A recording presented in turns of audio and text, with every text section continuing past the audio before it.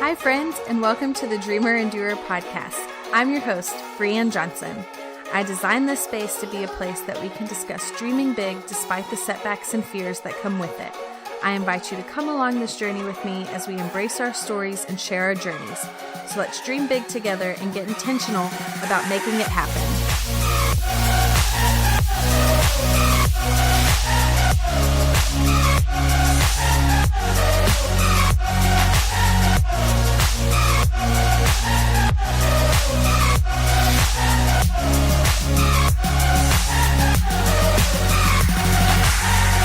Hey there, and welcome back to the Dreamer and Doer podcast. I decided today that in honor of our birthday week and Silobration coming up, that I wanted to share a little bit more about our business with you. I realized I haven't really talked about it much and how it started. And even if it's just for my own sake or my family's, I want to retell the story of how Salt and Light Trading Co. came to be, even this podcast really. So this week we are celebrating 1 year of being open, but it goes back a little further than that. It was actually several months before that I kind of consider us being an official business. I feel like it's just kind of an accumulation of my entire life anyway, and I want to document that for mainly me.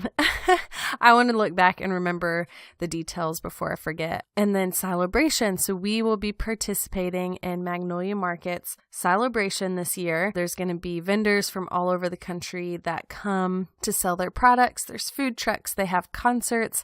If you are nearby and you want to come, it is free. It is going to be October 18th through 20th. We will be there and we would love to see you. If you find yourself there, please come say hi to us. It really means the world when people take the time to reach out via social media or in person, just to let us know that they're following along, because honestly, this journey can get so discouraging that I'm like, is it helping anyone? Like, all I want to do is help one person. So I really find renewed strength when that sort of encouragement comes my way. So I want to go back to the very first Silobration. So that was October 2015. It was Magnolia Market's first time to, I guess, the grand opening of the silos in Waco. And I feel like I have to go a little bit further than that. Like, why does Waco matter? I currently live in Waco, but I grew up in Southeast Texas. So we just moved here in April, but I grew up coming to Waco because my mom and my aunt both went to Baylor. My mom did move back to Southeast Texas and my aunt stayed in Waco. So we grew up coming here to visit them at least once a year, and I always loved coming to visit. They also lived kind of out in the country, and so I could literally tell so many adventures. My cousin is actually here at my house right now, and I think she's probably too young to even remember them. Anyway, so 2015, at this point in time, my aunt has moved. She is in Virginia, Washington, D.C. area, and she was coming to visit this particular time in October, which just happened to be when Silobration was happening. So my mom and I decided to come up so we could see her and my cousins that we hadn't seen in quite some time. And at this point, my best friend from college was also living far away from me. We've always lived far apart. We've only ever lived in the same town during college. And we decided, like, hey, let's meet up in Waco. It's like halfway for both of us. We can get a chance to see each other. And so we made those plans. I remember making the drive to Waco and realizing that Silobration was happening. And so I was like, hey, what if I can get tickets? She was like, well, I mean, how much are they? I don't know. Like, it depends on how much they are. And so I decided to get on Magnolia's Instagram, and I just commented something like, hey, if anyone has tickets they don't want, I'd be interested in buying them. And several people reached out to me. At this point, direct messages on Instagram weren't even a thing. So it was like, hey, here's my email. Someone email me if you have tickets you want to sell. And I had several people reach out, but they wanted to sell their tickets for like way over what the purchase price was. And this weekend it had rained really bad. And so a lot of people decided not to drive in and were trying to get rid of their tickets. But this one girl reached out to me. I honestly want to search my emails to see if I still have her contact information, because I just want to thank her. But she reached out to me and she said, I'm from Oregon and I couldn't make it in. I thought I was going to be able to make it, but I can't. And I just really want these tickets to go to someone who's going to appreciate them and have fun. I don't want any money. You can have them for free. And I was 20 weeks pregnant with Mila, so I'm pretty sure I was emotional, teared up a little bit, and excitedly text my friend Hannah to tell her that I got free tickets. And so we have to make this happen. We had not gotten to hang out with each other alone, well, pre-kids, since before my husband and I had moved to the Amazon. She had had children, so she hadn't really left them for a long period, but our moms are awesome and mother-in-law and watched our children for us so we could have this night away and enjoy Magnolia.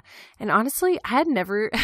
I still haven't really watched any episodes of Fixer Upper, but I just really admire who Chip and Joanna are as people. And so I was looking forward to what they had planned for the night. I know that they always have such a welcoming environment and just love it. So we go to Silobration. We get to see Chip and Joanna do their little, are you ready to see your Fixer Upper? And pull back the signs. And there's the silos behind them and we enter in. And I will just never forget the atmosphere that night. There were so many people there and everyone was just so kind and friendly, and people had come from all over the United States to be there for it. And Hannah and I got to talk to so many different people. We probably talked too much because we were used to not having adult conversation, but that's okay. However, we were waiting for our pizza at this food truck and it was taking a really long time. Understandably, like it was crazy busy. I'm sure it was way more business than they had anticipated on having. And so we were waiting and this guy walks up to us. He was a volunteer and he just starts chatting with us and asking me, is my pregnancy my first child?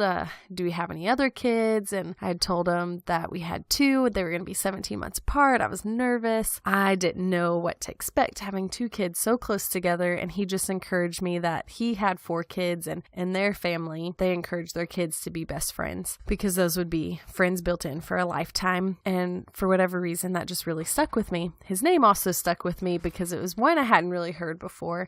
And I don't know why, I've just always remembered that conversation. And so if you're from Antioch and you're listening from this, you'd be like, oh, I know who that is. So he says the goalies are best friends. That was like their family rule. So after visiting with him for a little while, we sat down for the concert and we enjoyed it. And Chip and Joanna came out and just spoke from the heart and talked about everything that had led up to that moment. And I remember thinking, wow, like this didn't just happen overnight. And I think it's really easy to see people's success and think it happens overnight.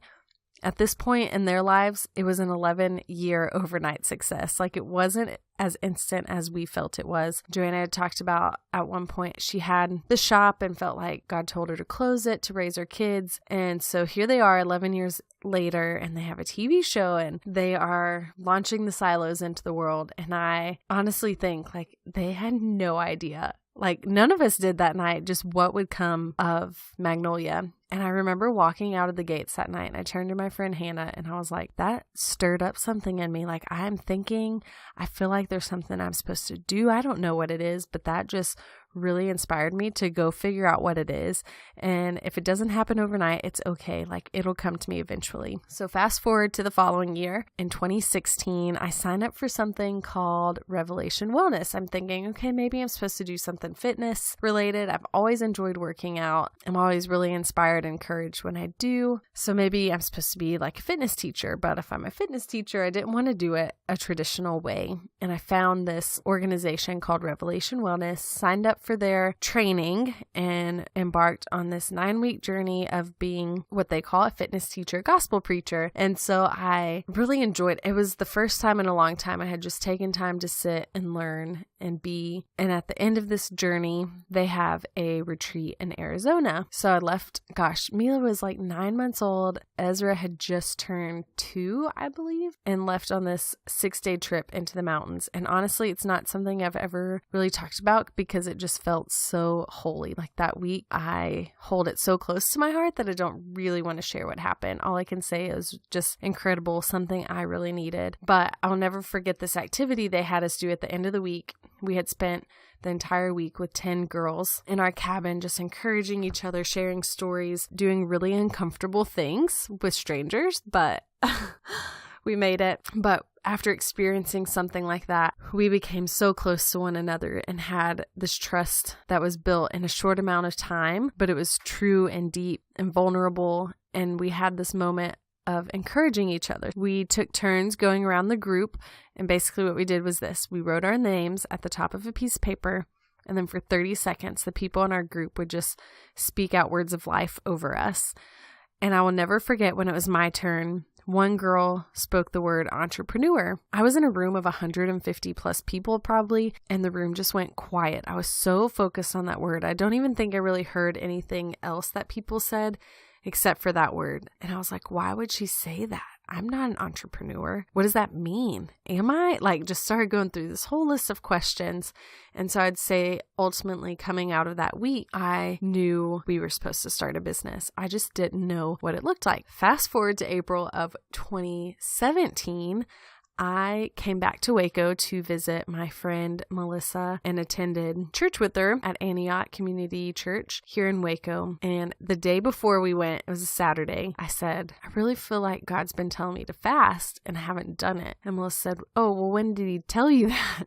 When do you feel like he told you that? And I was like, October. And she was like, you probably need to do that. I was like, yeah, you're probably right, because I had kind of been complaining, I know I'm supposed to be doing these things, but I don't know what it looks like.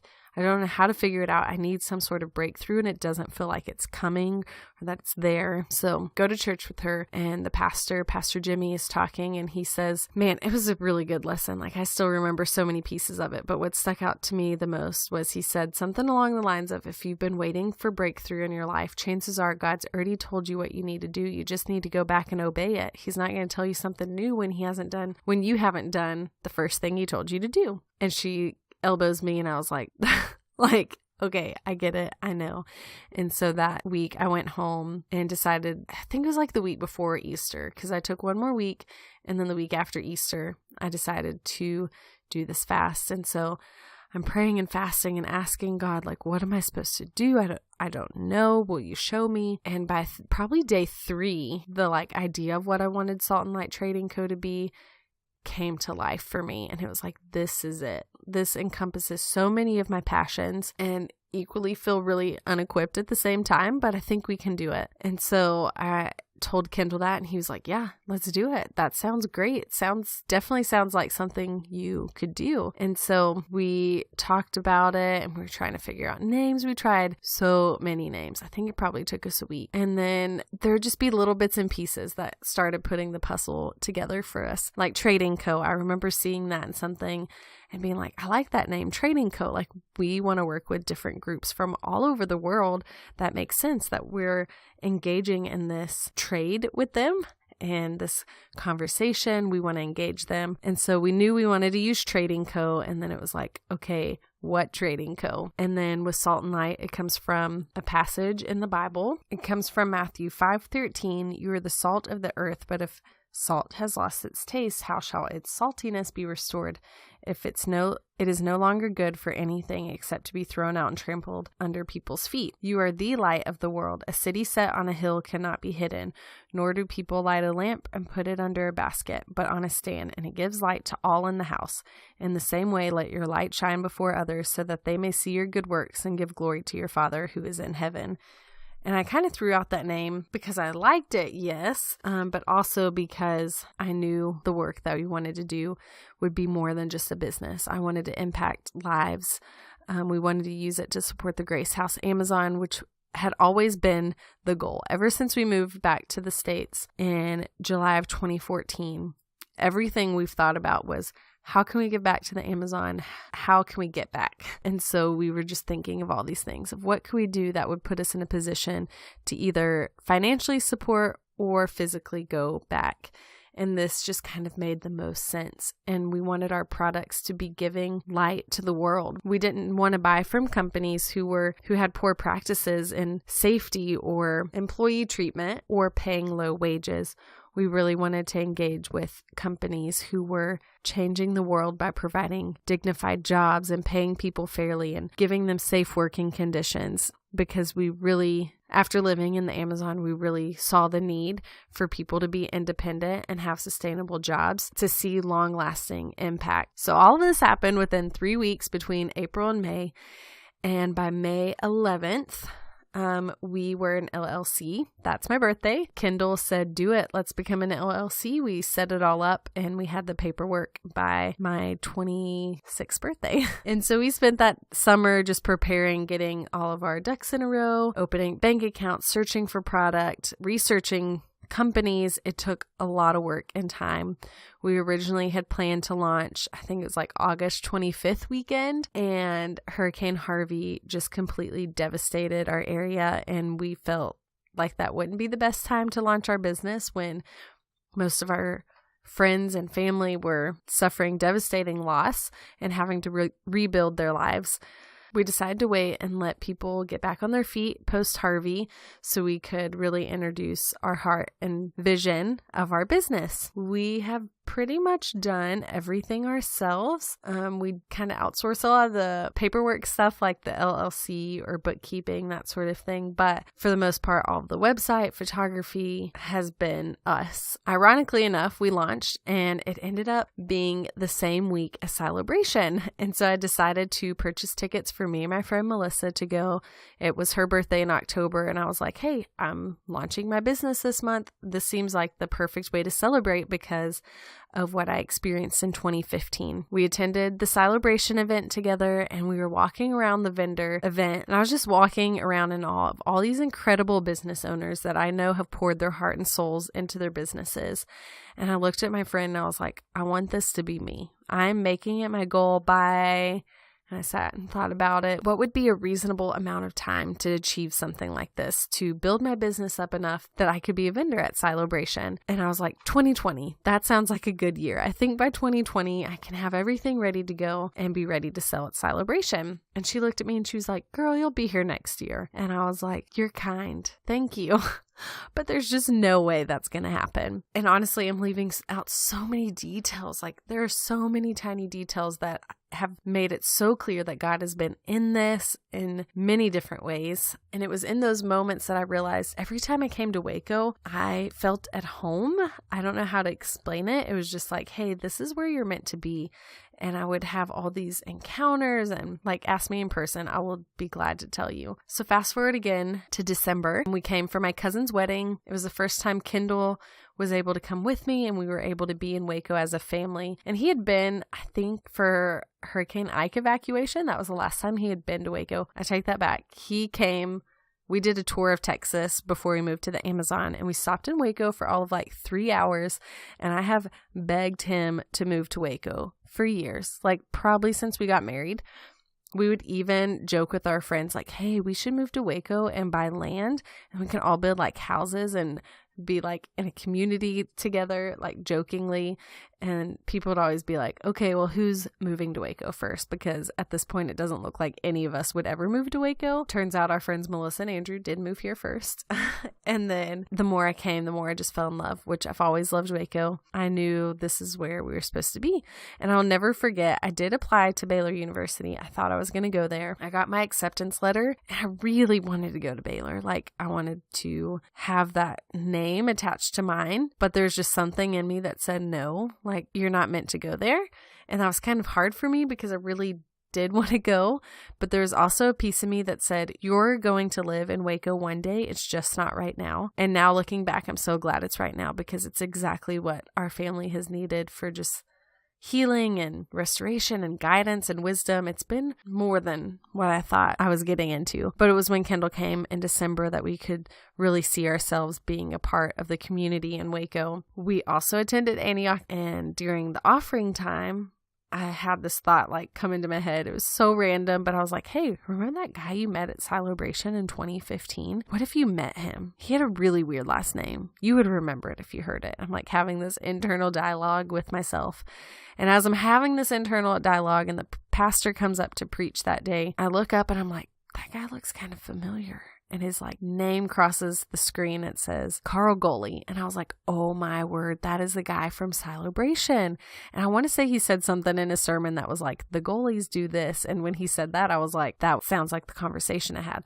But also in my internal dialogue, I was like, if I see that guy, if I meet him, I think that's like official sign we're supposed to move to Waco, which I knew was so selfish. Like, I should trust God more than that to give me a sign. I should trust him. But, at the time, it just felt so uncertain, so unsure. And even though I'd had all these things, it was just by his gracious character that he gave me that one thing. And I don't think it seemed very big to other people, but it was to me. It was like, you have gone before me. You had planned all of these things to lead me to where we are now. So after that time in Waco during December, we decided, like, let's do this. Let's move. I'll also never forget the April sermon, listening to Jimmy. He had said, a safe life is a boring life. And for me, it rang so true because I had lived the adventurous life before of like what following Jesus to the ends of the earth looks like, that to come back to the States and be here felt so safe and boring, which I know it is hard, but that's another story for another day of just how I dealt and processed with that. But I also remember coming home that day in April and telling Kendall, like, I'm ready to be like all in or not at all, but we've got to pick one this year.